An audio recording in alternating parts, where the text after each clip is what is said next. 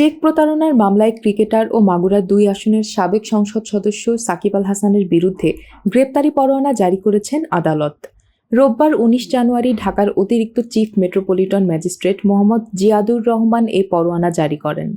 এর আগে গত ১৫ ডিসেম্বর আইএফআইসি ব্যাংকের পক্ষে শাহিবুর রহমান বাদী হয়ে এ মামলা করেন। আদালত বাদীর জবানবন্দি রেকর্ড করে ১৮ জানুয়ারি সাকিব সহ ৪ জনকে আদালতে হাজির হওয়ার নির্দেশ দেন। মামলার অপর আসামিরা হলেন সাকিব আল হাসান অ্যাগ্রো ফার্ম লিমিটেডের এমডি কাজী শাহাগীর হোসেন, প্রতিষ্ঠানটির পরিচালক ইমদাদুল হক ও মালাইকা বেগম। মামলা সূত্রে জানা যায়, আসামি সাকিবের মালিকানাধীন অ্যাগ্রো ফার্ম ব্যবসায়িক উদ্দেশ্যে বিভিন্ন সময় আইএফআইসি ব্যাংকের বনানী শাখা থেকে ঋণ নেয়।